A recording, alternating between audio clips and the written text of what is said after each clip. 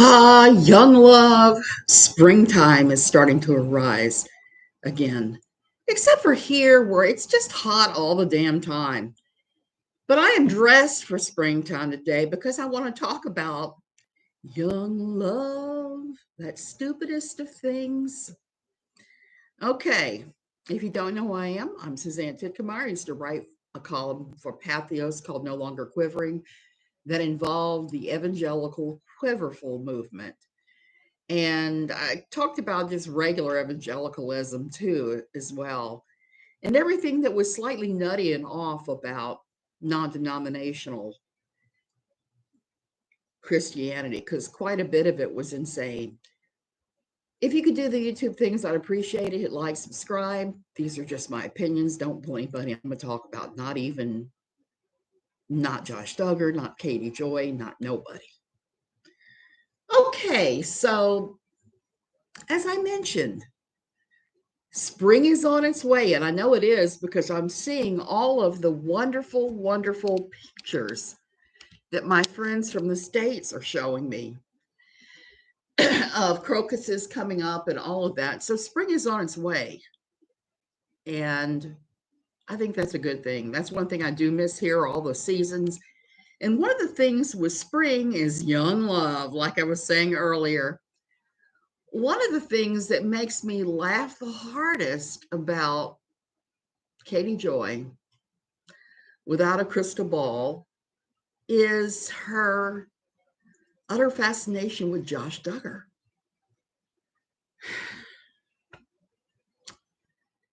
Okay, so everybody talks about Josh. I've talked about Josh. I've talked about Josh till I'm blue in the face about it when I was writing NLQ, because the whole family, the whole Duggar family was busy covering up his manifold sins and crimes for many years.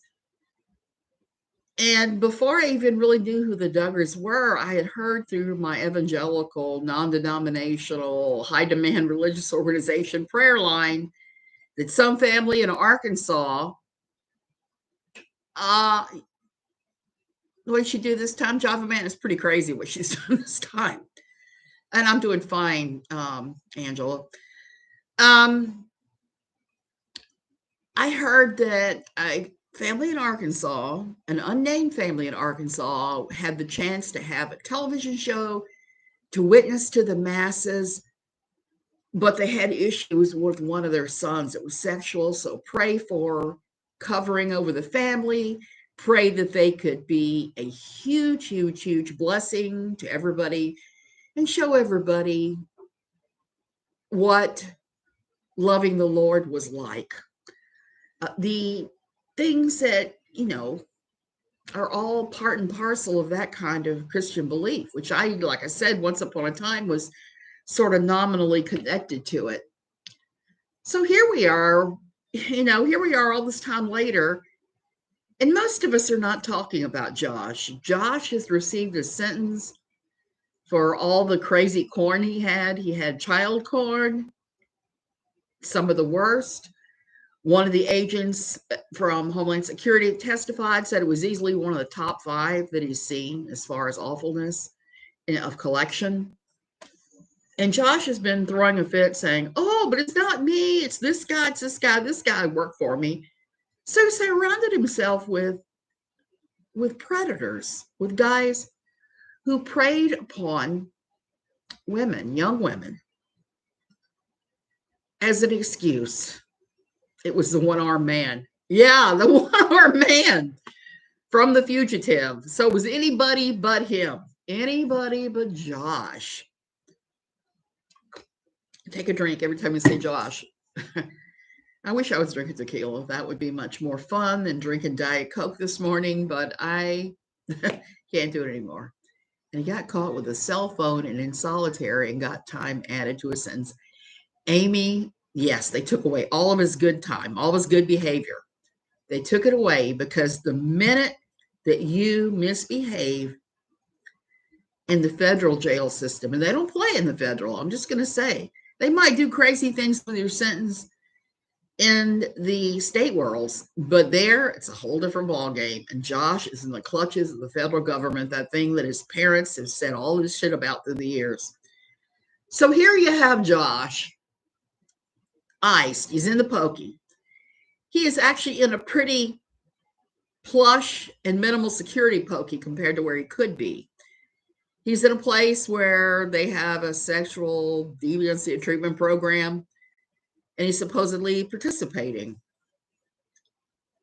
Okay. So into this trots, you know who. That troll blogger. Girl who has taken things I've shared with her in confidence about the Duggars that I've heard of and just blasted them like it was true, like it was 100% true. And I told her at the time, all of this stuff is supposed. It was stuff that's rumored. I don't take rumors as fact unless I can verify it. In the words of Taylor Swift, it's me. I'm the problem. Yeah, and it's kind of funny because every time I talk about her, I feel like throwing up. I feel like I did 3 weeks ago when I was laying up in the bed and woke up throwing up like I was Jane in Breaking Bad, Jesse Pinkman's girlfriend, who started throwing up from being on drugs and choked to death. Fortunately for me, I was able to get up and stuff, but that's how I feel every time she starts with this Josh Duggar stuff. I feel like, and then I hate myself because I have to talk about it. Hey, Moonchild. It's a beautiful day. I bet you've got Florida. I mean, not Florida. I bet you got spring. I'm just all about spring this year. I'm even wearing an outfit I used to wear in the spring back in my USA days. Here it's just unrelentless heat every day. And half the year it's dry, half the year it's raining. We've spun back into raining after only a couple of months of dry. So I am very frustrated with that right now, which is probably adding to my frustration with you know who. So Katie Joy has been covering more about Josh's hand spank. Josh being in segregation. They used to call it putting you in the hole. I don't know why they don't call it that anymore, but they put him in segregation. They caught him with a cell phone. And now she's making some wild claims that she claims that she got from family members of others always in the jail. The SHU, that's it.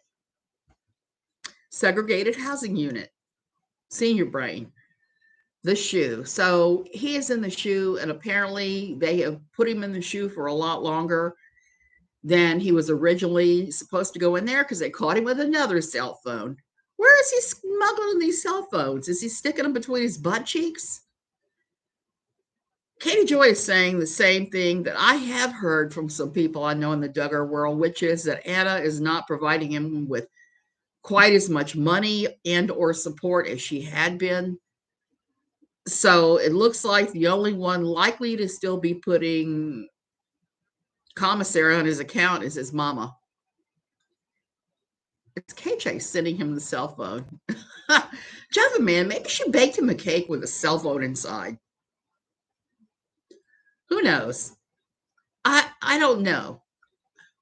The Duggars are played out. Sing another song. Exactly, Prairie. We're sick of the Duggars. Nobody wants to think about Josh. We want to think about Josh in prison. We want to think about Josh in prison in federal, the ass jail. Let's just be real here. We want to see Josh punished by the state because what he did was so reprehensible. You know, what he did to his sisters was bad. It was awful. The Ashley Madison thing made me laugh, but all the fundies I know were pearl clutching way harder over the Ashley Madison reveal than they were the reveal of what he'd done to his sisters. With the sister thing, they were all like, well, we all know families where that stuff happens and it's normal. No, no, no, no, no, no. Should probably have Todd bake the cake. Maybe Todd just glommed together enough cupcakes in a mass with the cell phone in it. Who knows? I have fun with that. Is he bidding? He is bidding for a friend. I don't know if he's bidding for a friend, but her allegations is that he has a secret sweetie, that he has somebody who is trans in jail. Now, I don't know how true that is. I've heard nothing of that. But then again, I don't know anybody contacting me who's claiming they're the cousin, sister's, best friend's uncle of another prisoner in that place. And I'm not searching for those people, okay? Because I don't care. I just want to think about him in jail, the worst place for a Duggar to ever be, because let's face it, this guy has been told he is a king since day one. The way his family has treated him, he was the golden child. He was allowed to get away with all sorts of evil BS for years. He was allowed to behave like nothing he did he could ever be punished for. And it's come back to bite him in the rear end, I'm sure, in there. I'm sure that nobody's putting up with that there. That every time he goes, squeeze me, entitled, coming through, they're saying, bish, please. No one is talking to her. She's making it up as she goes. Very likely, Lorna, very likely. Bubba don't care about Josh being famous. Exactly. I'm sure nobody there gives a rat's patoot about that. It's not a kind of enduring fame. It's not a fame for actually something he did. It's a fame for being born in a certain family. In my opinion, Katie has it bad for both Josh and Cody Brown. I was getting to that, Angela. I think so. I think she's really got a hell of a crush on Josh because she focuses on him and Cody to just ridiculous nth degrees. And some of the stuff she says, I know, has got to be made up. And all I can say is if she does have people who are giving her this nonsense from inside, I think they're playing her. I think somebody's punking her. I think she wants to blank them both. Oh, yes, Prairie. I think so. I think in her deepest, darkest sexual fantasies, she is exacerbating over Josh and Cody, which makes me go, oh, brain bleach, please. I need a gallon of brain bleach to just pour into the head now after even thinking that thought, because I don't want to think about that at all. But that's where I'm going with this. But at the same time, if she has a source, the source is playing her. And a couple of mind erasers. Yeah, like what was that movie with Jim Carrey that he had to keep erasing his mind for that thing? I don't know. For his romance that went haywire. I saw something about this morning online. But being a senior, my mind is not the steel trap it once had been. So I frequently misremember names. I wonder if Toad's staying around to take care of his son, and maybe he's through with Katie. I don't know. I think she, for him, is the goose that laid the golden egg. He doesn't have to work. She pulls in stupid amounts of money with making crap up again. And he can pretend to be a pretend rock star. He can glue together those guitar kits he's got and pretend he makes guitars. He doesn't have to actually work a job. He just actually has to take care of the child, which is a thing that most of us are so willing to do for our children, is to take care of them and love them and make sure they have the best of everything. So there is that. Eternal Sunshine of a Spotless Mind. That's it. That was the name of the movie. I kept thinking Eternal Sunshine, but I couldn't scare up the rest. So I think that's what's going on. That's just my 10-cent dime store philosophy, theology thing. Don't take it to the bank. It's just my opinion on this. Was it liar, liar, not liar, liar. It was the eternal sunshine of the spotless mind. So here we have, she's been saying that Josh had another cell phone in the shoe and got hand slapped for that, got time added, and that his attitude has been bad. Now that one I believe. I believe that his attitude has probably been crappy because, like I said, he thinks he's the king. He thinks he's king, you know what, on Turd Mountain. His parents have always treated him that way. As the golden child, allowed to do whatever in the freaking hell he ever wanted to do with zero consequence. If he left the kid with KJ, he'd probably get taken by CPS. I would say it would be very likely he would get taken by CPS. She has no creativity, so she has to lie for content. That's what I'm thinking is going on here. So she's claiming to have all these sources that are telling her Josh has got a bad attitude. He had a second cell phone, that he has a trans lover in another building there. And a lot of this sounds made up to me. Do I think that Josh would have a lover in prison? Maybe. It's a maybe. Why do I say maybe? Because the Duggars are hell on the whole idea of homosexuality and the way they're raised. That was like the worst thing ever. I don't know if he could overcome that thought process in his mind enough to do that, but all of us have seen guys that are gay for the stay in prison.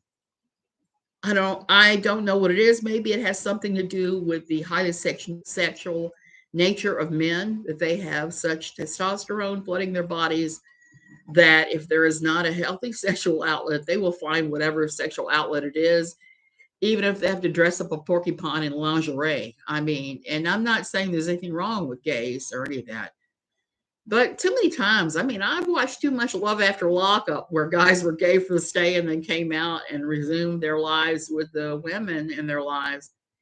And it's like, at least be honest about it. There's no harm in that. It's just when you act like, oh no, I'm too much of a man for that, where I have the problems. I don't like hypocrites. I never have.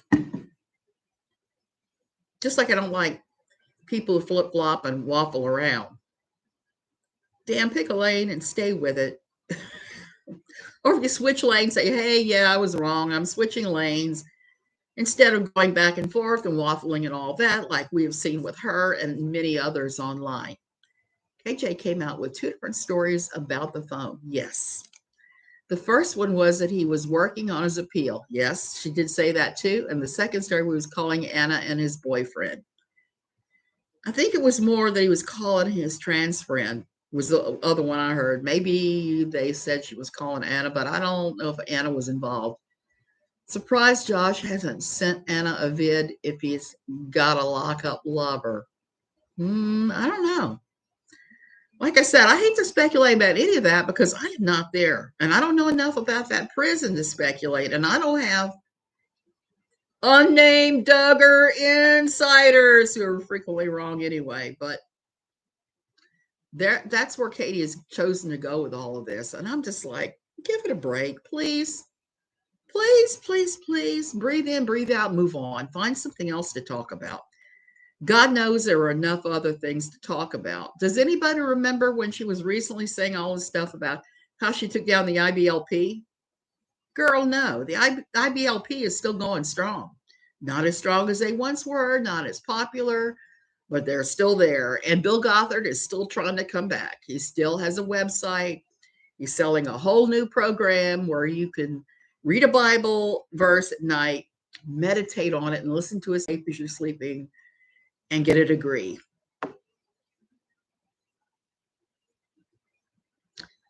I do not give a F what Josh does as long as he isn't creating more victims. Exactly. Exactly. And yes, she has trashed Grandma Duggar. She's trashed various other people. She still does this crap. And it's just annoying because most of us, at least in our community, can see that this is total, utter BS. Hey, Ginger. And know that she has no sources. She's making this crap up again. And it's just ridiculous. Hey, Cherish. COVID has been brutal. I got it when my granddaughter was born. Oh, I'm sorry. I had it in the end of October, the beginning of November, only because I got exposed by the guy who came on property to build some furniture for me. I mean, even those of us that are super careful get it sometimes. So I hope you're feeling better.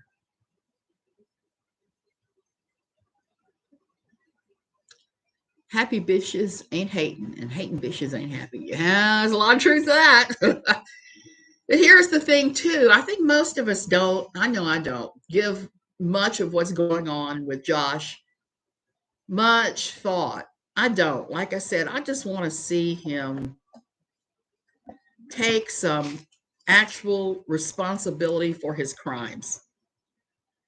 He still hasn't. He's still claiming that he was set up. He was using the Marion Barry excuse.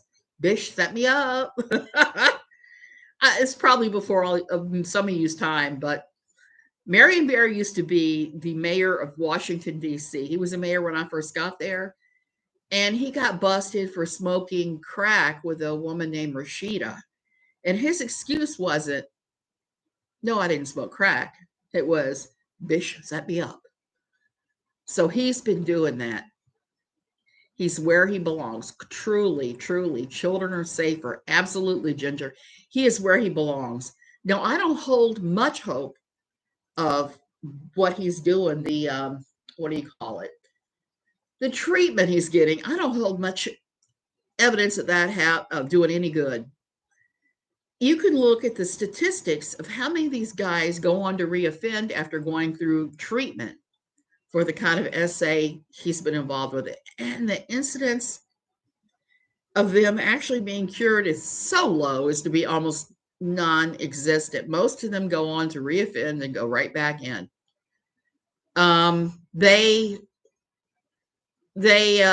It's a horrible thing. Even they've tried things like chemical castration, putting them in group homes, various things, and none of it does any good. Most of the time, these guys will reoffend and reoffend quickly and end up back. But I think the thing that used to scare me the most, the statistics that used to cross my desk, was I would see that a lot of these guys, for every one incident was investigated by the police, there were as many as 250 incidents that happened without them getting caught. That is the horror of what they've done, is they never manage to get caught in time. They never get caught on the first time. This is a habitual thing for them. They keep going. The number of images that were on his computer should tell you that this is not a one-time incident with him. This is not a, well, I didn't know what it was and I downloaded it. Well, if you don't know what it is, please don't download it. I got it from the nurses. They told me to take my mask off for pictures. None of the hospital staff are wearing them. Crazy. Wyoming is the Wild West. I'm sorry, Cherish. Here, you cannot even walk into a pharmacy without a mask on. You have to have a mask for pharmacy, hospital, doctor's office, tests. Now, everybody else, every gringo and their brother are running around maskless here. But those places, you must have a mask still. And I still frequently do wear my mask. I'm going to a gathering at a restaurant in a little bit, and I'll be wearing my mask except when I'm eating. It's just crazy. It's just crazy the way things are. And people working there are wearing their masks. They're staying completely masked. So those places are pretty safe. Places that aren't safe are where I was last week and where I'll be on Wednesday, PriceSmart. PriceSmart is a very unsafe place. The employees are not masking. Well, I'll take that back. Some of the employees are masking. None of the whole gringo horde is masking at all. They're showing up and there's no masks. Sometimes I wear my mask there, my N95, because people will wear crazy amounts of cologne and various things that makes my asthma go haywire. We travel across 4 states and never got it.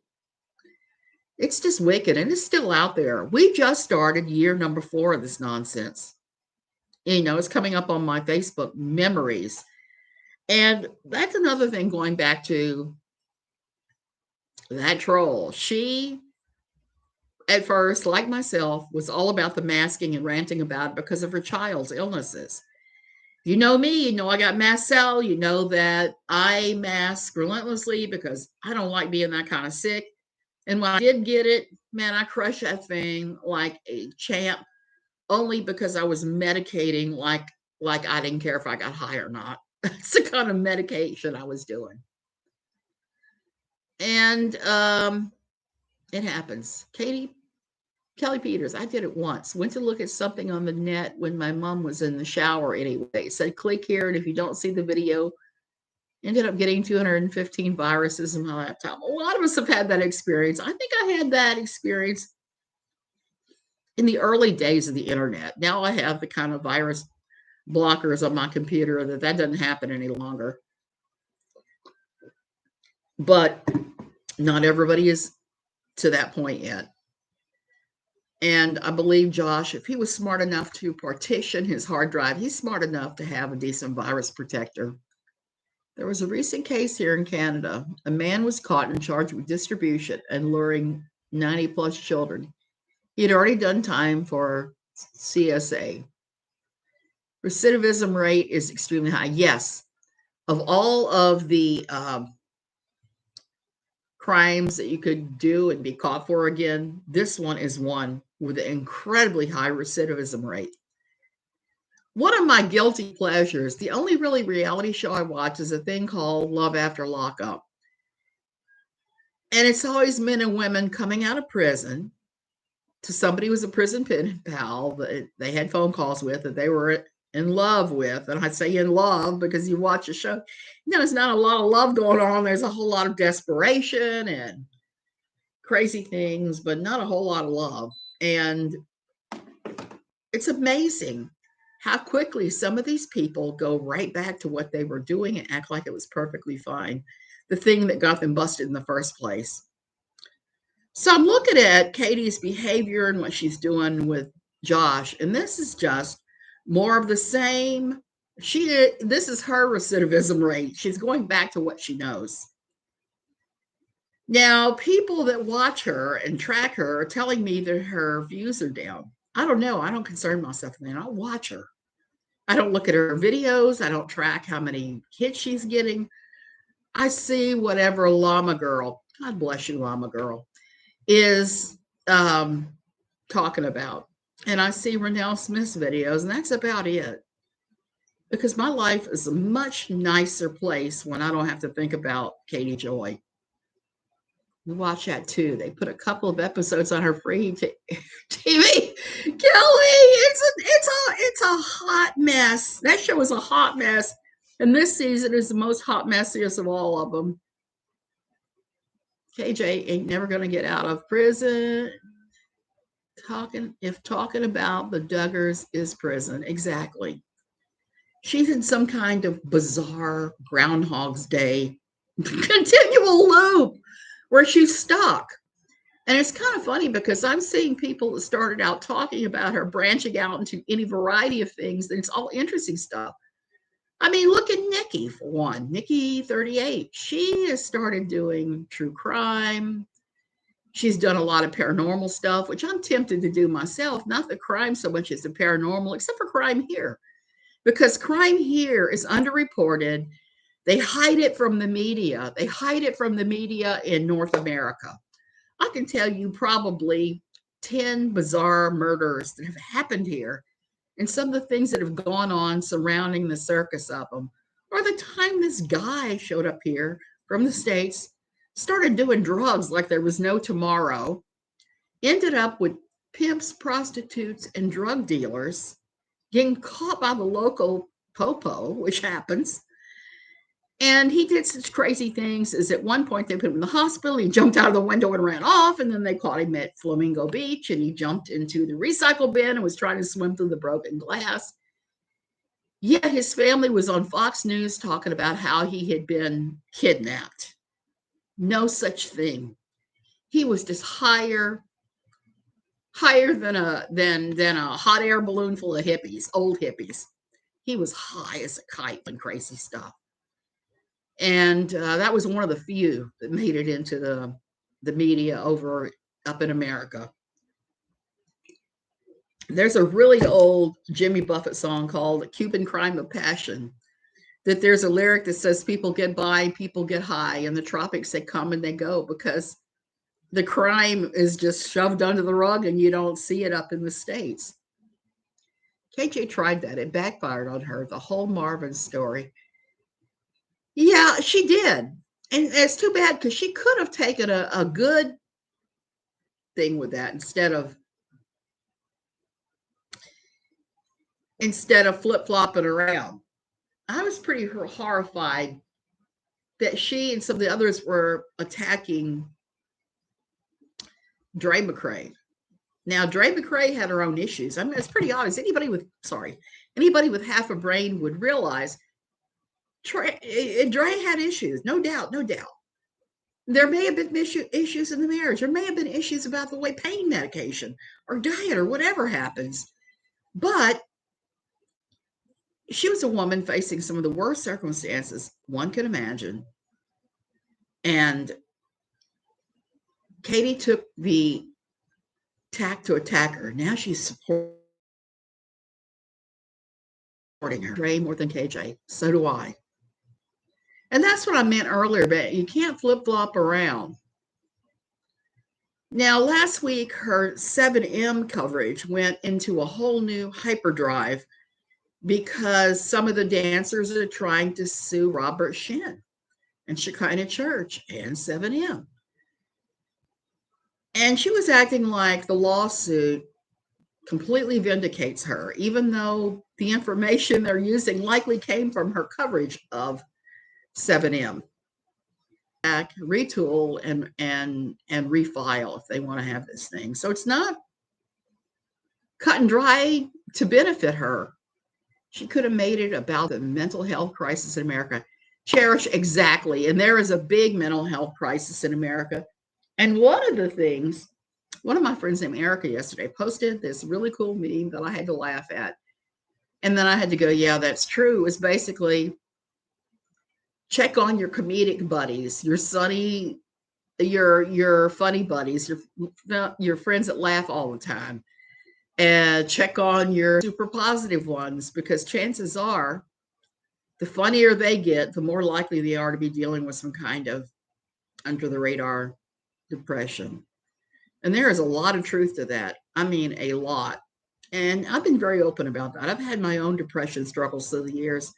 And I'm just now coming out of this season where I was just having reactions to my family in Louisiana. It was just awful.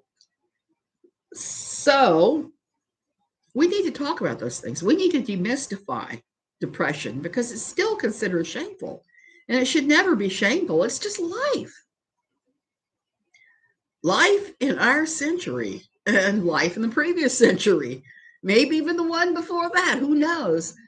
But it's not a shameful thing, and it needs to be demystified and shameful. Is the 7M lawsuit still on? Their lawsuit against her is still on. This new lawsuit by the dancers against Robert Shin and 7M is currently not on. All that paperwork is having to be retooled and refiled to possibly be on Angela. But right now, no. It's just her running her mouth about stuff that doesn't matter to what she's going through. So she's still posting about 7M. That's true. She's trying to pretend that this is just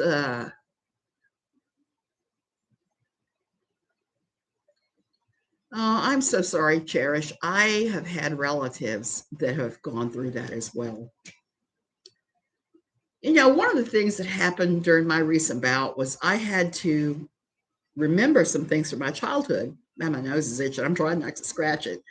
Some things from my childhood popped up that I hadn't even thought about in years. Like, I hadn't thought about in years that my father tried to kill us all several times. And I look back at that and I have to think that my father was really depressed then.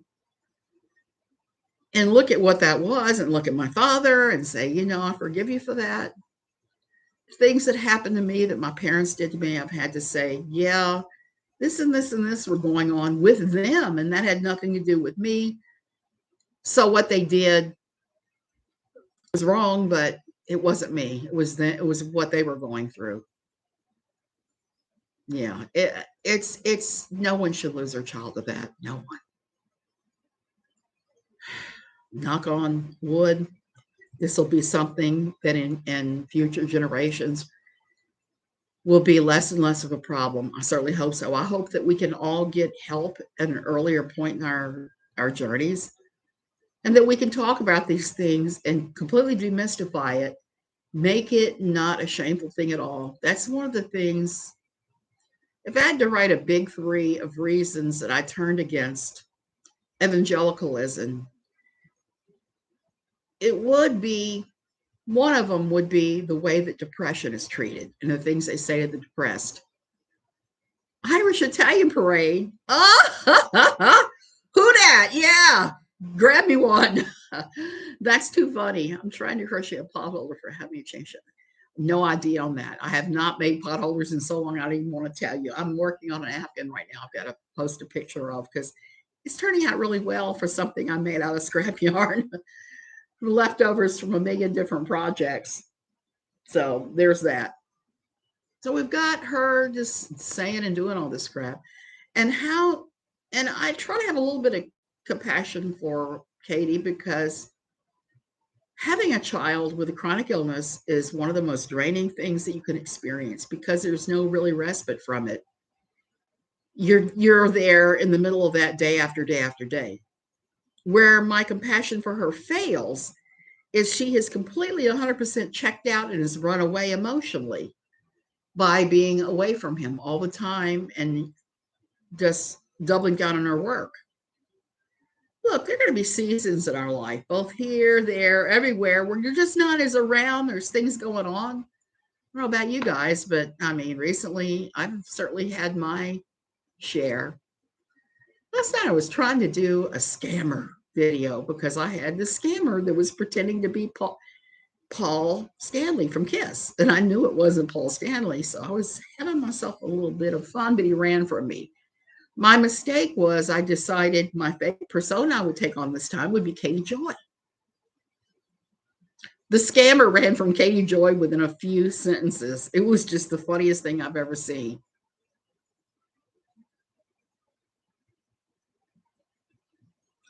Cherish, that's good to hear that that's been a source of strength for you to be able to do that. Like I said, it's so important for us. And it's important for us, I think, as women, particularly since we live in a country and a society that tells us to view all other women as competition. It's all about being the prettiest, the hottest, the whateverest. And that is the biggest bunch of malarkey there is, there was, there ever will be. We need to be more kind and compassionate to each other. We need to take into consideration where each one of us is coming from. And that becomes problematic when you talk about the world's most problematic YouTuber, because that's where she should be getting some type of empathy, but she's such a bottomless pit of need that any amount of sympathy, empathy just goes and disappears. And she is hardly the only one. Like I said, there are some YouTubers that have used Katie Joy and have taken off, and it's been amazing to watch. And I'm glad to see that. And then there's been a ton that you're watching going, oh my, are you really going there with this? The only other person I need to compete with is the woman I was yesterday. You nailed it. You nailed it, Prairie. Exactly. So that's really all there is. She's making stuff up again. And I have no empathy for that. And no empathy for bottomless pits. You know, last night somebody posted a clip of MGL Michelle and Ski Mask Andy just going to town fighting over who was e-bagging. And I didn't know who to root for. For me, this is like the 7M lawsuit. I don't know who to root for. I don't like Robert Shin. I don't like who his church is connected to. I know exactly how toxic that theology is they're following. I know how high demand religious organization that whole thing is. So I don't want to support that. But on the other hand, you have somebody who's behaved in really awful ways and they spouted lies about everybody and their brother, and now they're getting a little pushback and justice. I don't know who to root for. I just don't. It's just, and there's no rooting for either one of them. She's the Sofa King, yes. Sofa King is the best. So I will leave you with that. Think carefully. I would like to see, I don't even want to see her be stopped. I just want to see her return to a healthy state. Let's just put it that way. Do YouTube, but cover something that you are really expert at. For me, I finally realized it's going to be religion, even though I'm going to get ugly pushback. In the middle of my stream yesterday about human bullhorn who was screaming about COVID, and I'm forgetting his name. COVID-19. I blow the wind of God. That dude. He was always on the periphery of any religious organization that I was ever the Summer Wells case. I haven't really looked at that. I've been busy with all kinds of stuff, including, like I was saying last night, fighting with my husband horribly. We're fighting right now because he has a very obnoxious friend who wants him to go to Indonesia with him in about a month, maybe a month, 6 weeks, something like that. And that's really not time enough to buy the ticket and make the plans. It's just not. And my husband keeps pressuring me saying, what would a ticket be with all our miles, our airline miles? And what would this, blah, blah, blah. And he's like, when I'm coming back and saying, that ticket is $19,000, even with airline miles. He's like, what? And I'm like, I don't want you to go. I do not want you to go on this trip. I don't like that guy. I don't trust that guy. You're going halfway around the world. You're leaving me here, and this is a wonderful place to be. But at the same time, it's not really a society that a woman needs to be alone in, because it's very patriarchal. And my Spanish is muy mal right now. So not safe. You're absolutely right. We've had 3 shootings in our community recently too that have not made it into the to all the time 2 days after we were there having lunch. And it was a cartel hit. Multiple people dead. And I am just not comfortable here by myself as a result now. If his friend is sketchy, then your husband could get sold for mad cash. He's not that kind of sketchy, Prairie. Let me tell you about that guy being sketchy. This guy is somebody my husband worked with at the Bureau of Labor Statistics for years and years and years. He's unmarried. He's the same age as my husband. He takes trips around the world all the time. He goes over to very poor Asian countries as his jam. I don't know what he's doing over there. I've always told my husband, it's like, I don't want him around the kids because I don't know he's not fooling with kids there. The guy's just a weirdo. He's a squirrely weirdo. And And he and my husband have knocked heads, a pile over a pile of things. And the last time we were all together, he pissed me off with his behavior tremendously during the middle of my daughter's wedding that I was having meltdowns over to begin with as a mother of the bride. And he chose that point to lecture me about a bunch of stuff. And it just did not go well. So I don't like the guy now. He's gone from, I don't like him, I don't trust him, to like, F no. So here we go. Avoid. Yeah. So I don't want him to be around this guy halfway across the world. My husband lived in Indonesia as a child. He wants to go revisit it. That's awesome, but do it in a safe and healthy way. This is not it. Okay. So I ranted and I will go. I'll talk to you guys later. hopefully we can avoid this woman. I don't want to throw up. Yeah, I don't want him going.